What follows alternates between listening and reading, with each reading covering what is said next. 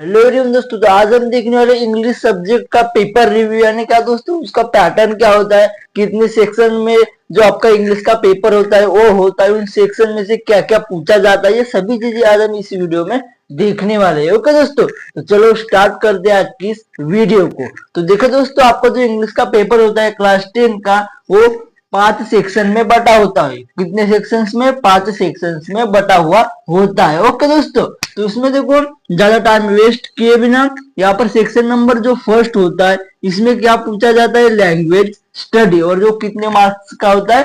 10 marks का होता है। यानी क्या देखो दोस्तों, लैंग्वेज स्टडी यानी क्या है, इसमें आपको देखो वर्ड्स दिए रहेंगे, उन वर्ड्स में क्या वो फुलफिल नहीं रहेंगे। जैसे कि देखो यहाँ पर एक कैट है, तो कैट में ये ए गायब रहेगा, यहाँ पर डैश रहेगा, उसको आपको फुल करना होगा। यानी सी यहाँ पर गैप है और यहाँ पर टी है, यानी इसमें क्या बोलोगे? ये भरोगे तो इसमें क्या बन जाएगा? कैट। यानी फुल कंप्लीट द वर्ड्स रहता है। फिर क्या रहता है देखो, यानी अल्फाबेटिकल ऑर्डर में उनको क्या करो? अरेंज करो। इस टाइप से लैंग्वेज स्टडी में क्वेश्चंस पूछे जाते हैं, यानी इजी इजी क्वेश्चन पूछे जाते हैं, और ये सिर्फ 10 मार्क के लिए होता है। और अगर आपने इनको अच्छे से बारीकी से किया तो आपको आउट ऑफ 10 मार्क मिल सकते हैं, अगर आपने अच्छी किया। आई होप आपको, मैं ऐसा दावा है कि आप लैंग्वेज स्टडी के आउट ऑफ 10 मार्क ले सकते हो। आप में वो एबिलिटी है करने की, है ना। तो लैंग्वेज स्टडी आई होप की समझ में आ चुका होगा। उसमें अल्फाबेट के रिलेटेड पूरे क्वेश्चंस पूछे जाते हैं, तो आपका बेसिक नॉलेज होना बहुत जरूरी है, वर्ड्स का, अल्फाबेट्स का, ये सभी चीजें। ओके, फर्स्ट सेक्शन समझ में आया कि क्या पूछता है। फिर देखो सेकंड सेक्शन क्या है? Textual passage. सेकंड सेक्शन में क्या पूछा है? Textual passage. अब टेक्सचुअल पैसेज यानी क्या? देखो उसमें पैराग्राफ दिया रहेगा।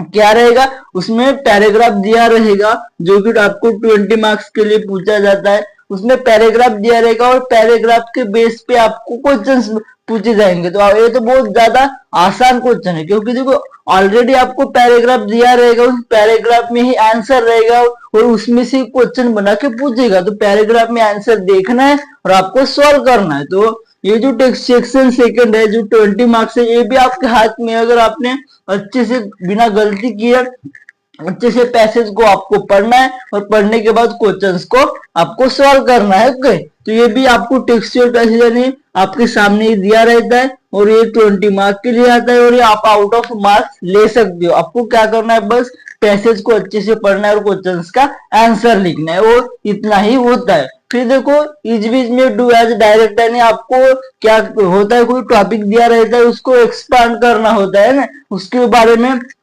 50 से 60 वर्ड्स में उनको उस टॉपिक को एक्सप्लेन करना होता है। इस टाइप से भी क्वेश्चन पूछता है। तो इसमें आपको क्या होना चाहिए? वर्ड का नॉलेज होना चाहिए, इधर उधर का नॉलेज होना बहुत इंपॉर्टेंट है। ये हो गया सेक्शन सेकंड। फिर सेक्शन थर्ड में देखो क्या है?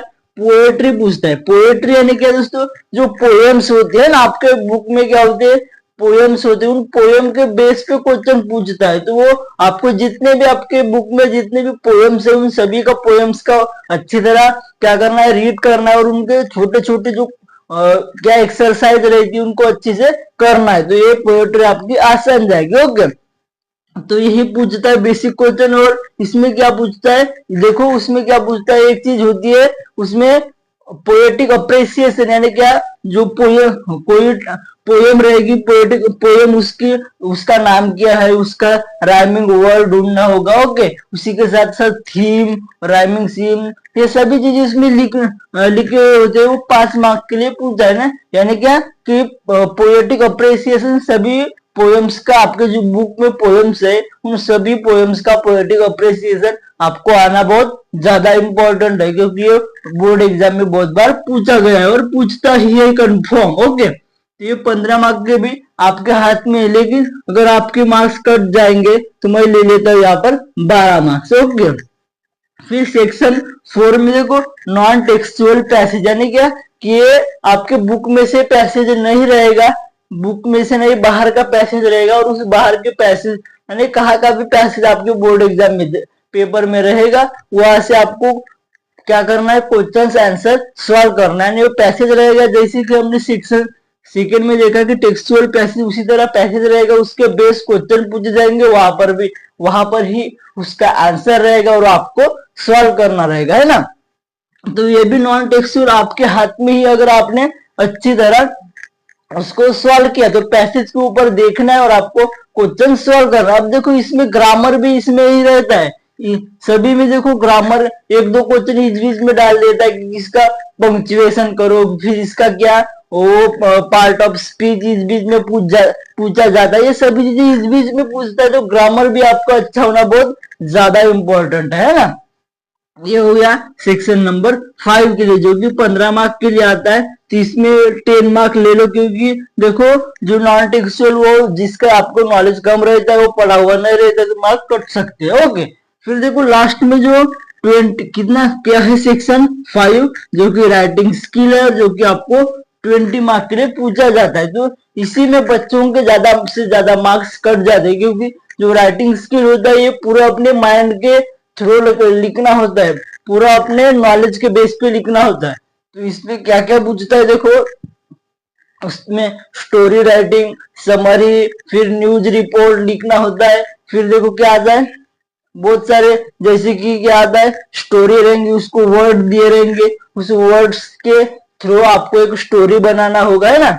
न्यूज रिपोर्ट, जैसे कि फिर क्या रहता है, non verbal, verbal to non verbal, non verbal to verbal, इस तरह बहुत सारे रिपोर्ट राइटिंग, है ना, इस तरह। फिर क्या आता है इसमें, इसमें लेटर राइटिंग, ये सभी पॉइंट्स आते हैं। और ये आपको गिवन डाटा दिया रहता है, उस गिवन डाटा के बेस पे, अपने नॉलेज के बेस पे आपको लिखना होता है। तो दोस्तों ये 20 मार्क अगर आपने अच्छी तरह राइटिंग स्किल, जैसे कि लेटर राइटिंग होता है, न्यूज रिपोर्ट होता है, नॉन वर्बल टू वर्बल होता है, ओके, ये सभी पॉइंट्स अगर आपने अच्छी तरह किया, समरी राइटिंग, तो आपको 20 आउट ऑफ 20 मिल सकते हैं। और इसी के बेस पे आपके मार्क्स क्या होते हैं, बढ़ते हैं ना। तो आई होप कि देखो 20 में से आप तो 15 मार्क तो इजीली ले ही पाओगे। इधर उधर से आपके अगर ग्रामर में 5 मार्क कट भी जाएंगे, लेकिन 15 मार्क आप पक्का ले ही पाओगे। तो ये हो गया सेक्शन नंबर 5, जो कि राइटिंग स्किल। ओके दोस्तों, देखो आपने इतने मार्क्स लिए, जैसे कि यहाँ पे आउट ऑफ, यहाँ पे कितने टेक्सचुअल पेजेस थे, तो इसमें हम डाल लेंगे, चलो 13 मार्क, यहाँ पे 10 मार्क आउट ऑफ लेंगे, जिसको टोटल अगर करेंगे देखो तो कितना आ रहा है, यहाँ पर टोटल कितना होता है, 80 मार्क का पेपर रहता है।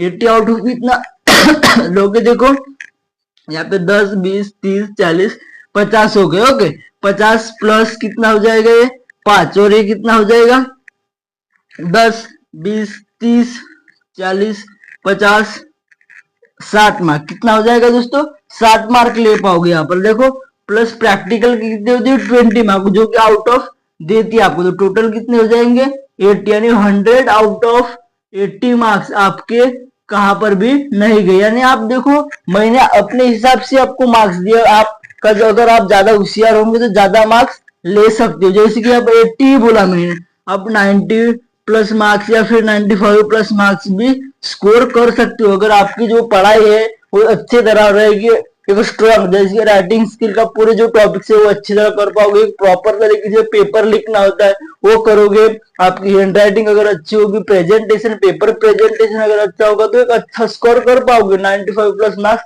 ला पाओगे।